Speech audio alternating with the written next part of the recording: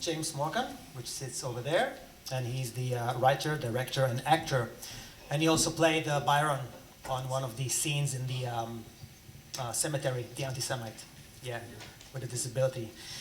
Then we have Simon Carter, and you're the cinematographer and the editor of the movie, so thank you. Did a great job, Simon. Great job. And then, of course, Gil Ben-Moshe, which is the actor, the lead producer, and the director at MoneyShot Productions. Hello, everyone. Thank you. And sitting just right there is Oren Ben-Moshe, which is, let's call it the dream controller. And I'm actually his stunt double, if you must know. Yeah. You're the co-producer and also the director at MoneyShot Productions. And Oren will take some questions from the audience in a bit. All right, so let's begin with maybe James. We'll start with you. No worries. One of the scenes you play an anti-Semite in a cemetery. Guilty? Yeah. Now, I've got a question for you, but because coincidentally, today is Holocaust Remembrance Day. And I'm not sure if it was planned to actually play this film on the Holocaust. Coincidence, yeah, so there you go. Yeah. But the question would be like, what did it feel like to play an anti-Semite alongside your co-stars, Gil and the rest? Let's hear it, James.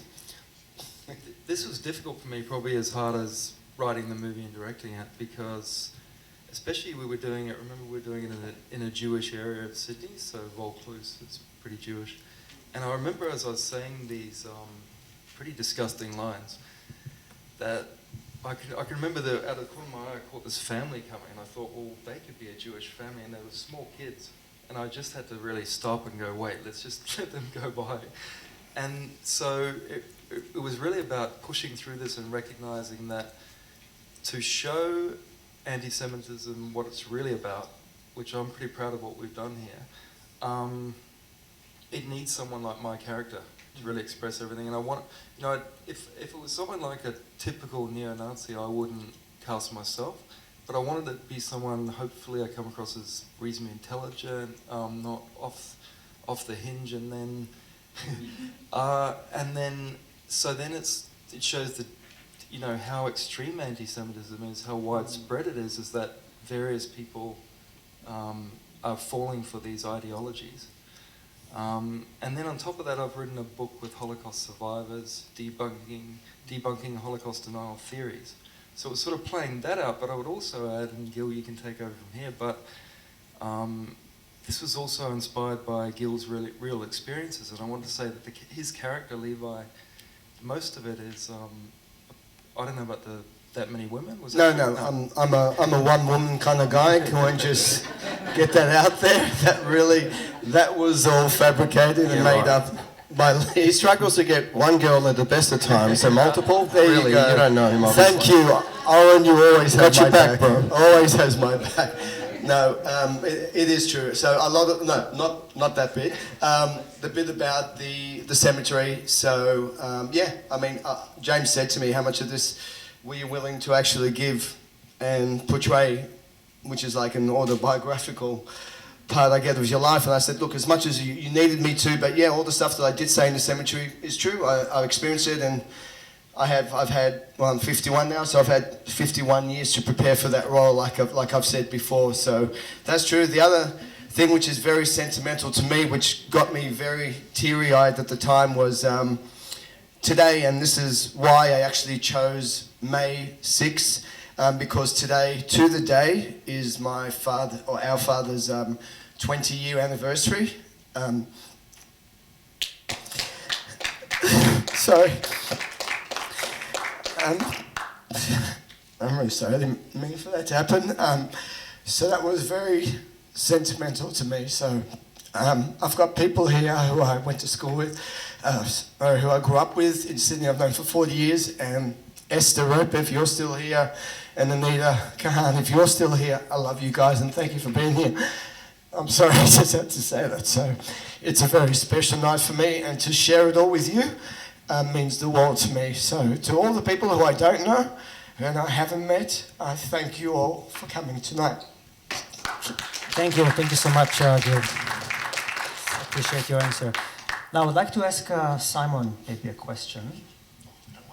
If you don't mind, I did actually write a few questions while watching the movie, so it was quite hard to watch and write the questions. But how did the project evolve from when you joined compared to the end, the final result?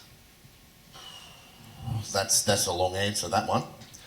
Well, I would say the project in its entirety evolved. Initially, we wanted to go down the route of essentially the film industry has closed down, but is there a way? And we found a way. And it evolved from utilising shooting virtually, which I think is a great asset to be able to access other countries. But talking of evolution, the way in which you can watch something in a unique way where two characters are interacting instead of there's only ever one camera and it'll cut to something, dirty over the shoulder or a close-up or a wide, but we're empowering the audience's experience, hopefully, could be wrong, could be fail, but to be able to concentrate on, I'm more interested in that character, I can concentrate on them. And then when you watch it a second time, you can experience it a different way. And I really embraced the fact that we were shooting virtually because I'm assuming most director of photography is like, what do you even want me on the project for? I actually am an advocate for it, and it opens up so many opportunities to people. And yeah, so it evolved in a crazy way. Yeah, no worries. Thanks for the answer. No worries. Now, I would like to maybe throw the question to the audience because I'm sure there are quite a lot of questions here, and I know we're short with time, and it's getting pretty late. So maybe Erin, if somebody else. Does anyone have a question? Anything? You just saw the movie. It's nice and fresh. We think that this movie leaves you with a lot more questions than perhaps answers. So, is there anything that anyone would like to ask? I don't have a question, but I have a comment. With so much of what we see in Australia now, for many years it's been square film overlit. And I think and I can pick an Australian show within about 10 frames. I go, oh, that was filmed in Australia. I mean, I'm an Australian. But what I liked about what came out of what you were doing, because of the way that you had to film it, there was more of an honesty to the decor and the background and the settings and all that sort of thing, which gave the whole thing a feel of a more honest journey than what I see with a lot of Australian films. Does that make sense to you? Who wants to answer?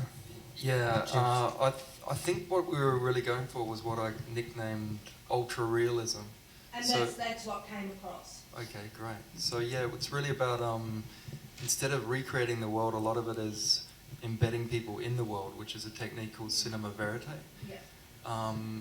And yeah, that's great that if you resonate with it and find it extremely Absolutely. genuine, that was the goal. And it is sort of a reminder that, you know, you don't have to have a huge budget necessarily to get that realism, but it's about being creative, I think.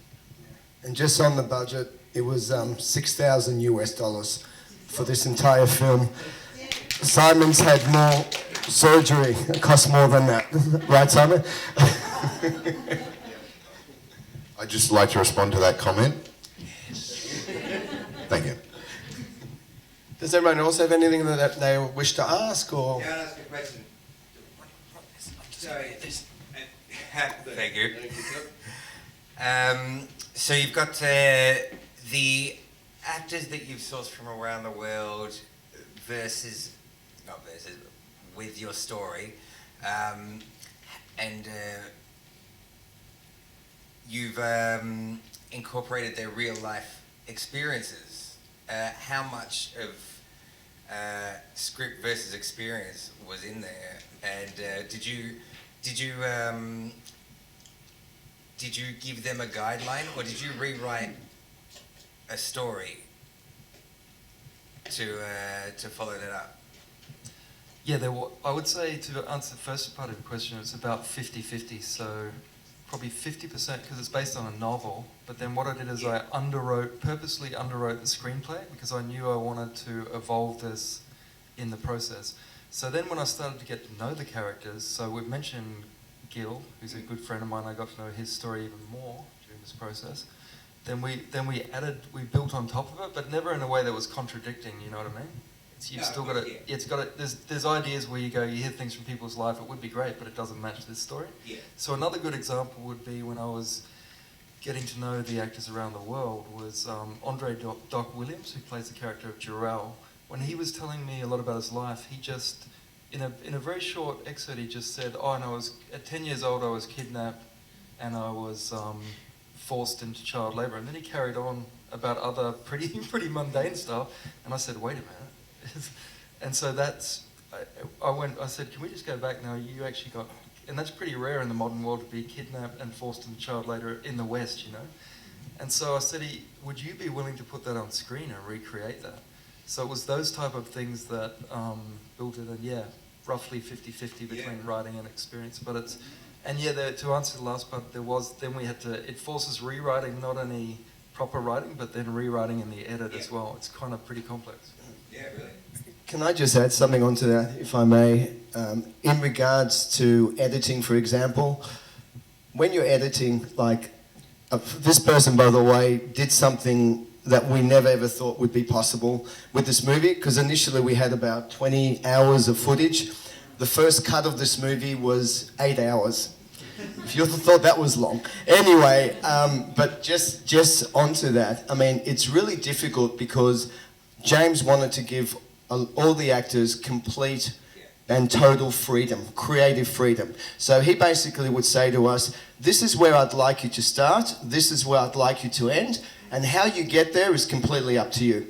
So could you imagine, for this guy, editing, so if we were to do 10 takes of one scene, it could be 10 completely different takes because a lot of it was improvised. So this ridiculous genius over here had to sit there and, like, you know how you see the scenes as they played out for a minute, 2, 3 or 5 minutes? Yeah. That could be a combination of 6 or 7 different takes, which he made it look as if it's all in the one take. So hats off to you, Mr. Carter. You did an amazing job in the editing department. Yeah, I'll just add to that there is a look that some people assume it's all raw, that we've just shot it like a podcast, but sometimes there were maybe 10 different takes that we've stitched together, but always making sure we kept it organic looking. So it seems like it could, if some filmmakers look at this going, yeah, I'd give it a shot, it looks easy. The thing is, to edit this type of thing is a lot harder, which is why we spent, 2 years in the edit. Yeah. I would say if you're want to go down the route of improvisational, don't. But from an edit perspective, yeah, it was quite challenging, but what trumps that is how rewarding it was. So just because something's hard doesn't mean don't do it, even though I've literally just contradicted myself right now. But it was a challenge, but everything that is a real challenge is the most rewarding. So difficult, yes. Rewarding, also, yes. Can I ask you a question, Simon? So how did you find it, how was the challenge filming over 7 continents? Because obviously you filmed not only in Australia, you filmed in Asia, Europe, the States. How did you find it, like, especially during restrictions in 2020? Well, we did it a few different ways. It wasn't completely virtually because there's so many options out there: Zoom, Skype, Microsoft Teams, blah blah blah. But we also had camera teams, so we were utilizing these conferencing softwares. So James would always be present for every shoot, and we tried to design as much as we could with the camera teams, but it was in how we went about it. It seemed quite straightforward because everyone was right there And a lot of people will think, well, that's easy, and you really had no control. Like, we didn't have a lighting guy in Italy, for example, because we had our character utilising either their phone or their laptop, but she had curtains. Open the curtains, close the curtains, turn the light on, turn it off. It's basic stuff. So how did we navigate without having stuff? We adapted. We got all the characters to find certain locations that we felt suited the scenes, instead of just turn your computer on and where you're sitting, we'll be happy with that, because I'm sure you guys can attest I'm a little bit pedantic about certain things, and if it feels right, it's right. So yeah, it was a challenge to navigate that, but we worked within the constraints, because a restriction, being restricted, it promoted creativity. And also I'd add to that 5 continents around the world, we're covering a lot of different cultures, and that was one reason why I wanted these characters to improvise and insert their life, because I think it would be a bit arrogant of me to say, hey, I can write all these different cultures, you know what I mean? And so the actors from these cultures were informing me as well. Yeah. Also, James, to add, that was your first directional debut, right? So That's correct. how did it feel like? Obviously, how was it? What did it feel like to direct it, like, remotely? Well, we did shoot 40% here in Sydney, so that was just a lot of that was traditional camera, but then internationally, I don't know, in some ways it felt more intimate, because film sets, as many of you know here tonight, are extremely chaotic places. And this was really, a lot of the time we were in lockdown, and then on top of that we don't have that film set, so it just became totally about the acting. And so my background as an actor and a writer, there's a lot of the skills I needed it was a good one to start as a first movie, that's all I'd say. Can I just interject for one moment? Just on that, James made the executive decision to decide, and he thought it was a brilliant idea. I'm going to start off with you, Gil, as a guinea pig to see how we can make this work. So the very first few days of shooting, the one at Bondi Beach was the dark scene, was me trying to work out with the team, is this going to work? And it was really unusual, I've got to tell you, because a lot of the other scenes, like James said, it's chaotic when you're on a film set. There are so many people running around, it's loud, a lot of things are happening. But for a lot of those scenes, I was just in my apartment by myself. And it really felt like I was just talking to myself a lot of the time. So initially, we had to get used to that, and to interact with other people was a little bit different. But I guess I'm kind of used to talking to myself because no one listens anyway. All right. That's true. Any other questions from the audience before we finish off the Q&A session? Anything else you would like to ask Gil, James, Simon? Now's the time. Or the dream controller. Or Erin? I am probably Nehme. Yeah. Okay. I guess I just wanted to say to Simon as well, I'm not a critic or in the industry, but I was really amazed at the choice you gave me on screen by looking at the Zoom and deciding what I wanted to see and the emotions that I could get from either side of that Zoom screen. And so that I've never experienced before, and I just wanted to congratulate you because I felt that all the way through, so thank you. And also, Gil, what a homage to your family. It was just amazing, and it was so touching to have seen that and to know you and Erin, obviously. It was just beautiful. And last one to James, I was just going to ask you the question, actually, around transformation. So for me, I felt like there was a thread through the whole movie that was very transformative, and I wondered at the end of shooting after the 2020 whether or not you felt that yourself. Did you feel transformed? Yeah, and especially, remember I was constantly reliving 2020 because we're shooting it, then we're editing it that long, and looking at so much footage of it, that I felt, you know, I didn't really plan that whole epiphany at the end, but it was necessary, I think, to bring people together, because things got so divisive. That's why I'm inserting Trump and so on, is that, you know, and I think everyone was sort of feeling the heat in different ways. And so I think to get to that point, that represents the transformation I felt inside myself, and it was reflected by the American actor Kevin Scott Allen, who played Elijah. That he's really, that's the goal with these sort of films, I think, is every character's got to transform into something more than when they start. You know? Yeah, he certainly felt it. Congratulations, all of you. And Esther is one of the beautiful people who I grew up with and knew my dad and my mum for over 40 years. So thank you so much for coming, Esther. It's so great to see you, and to Mick as well. And Esther, just so you know, one of his girlfriends were also called Esther. Do you think that was a coincidence? Coincidence, Esther? I think not. That's creepy. Actually, he's a husband to you, Mike. That's not a good time to bring that up. Sorry, Mike. No, I just want to add quickly, as a filmmaker, to get confirmation that your idea translates on screen, because people get a bit too complicated sometimes. So that confirmation, the ups and downs, blood, sweat and tears over the last 4 years when we started this project, to get that confirmation that being able to empower the audience to experience it one way or the other, that's made the last 4 years for me worthwhile. So thank you so much. If I can just say one thing, just before we end. So after the Sydney screening, a lot of people said, well, hang on a second. We don't know what happens with Levi. He goes to Israel. Does he hook up with Esther? We don't know what happens with Vicky. You know, she comes down from the Gold Coast and she joins, you know, Sophie and Mark, and they're all together. And then, you know, the two brothers in America, they get together and they're all friends again. What happens?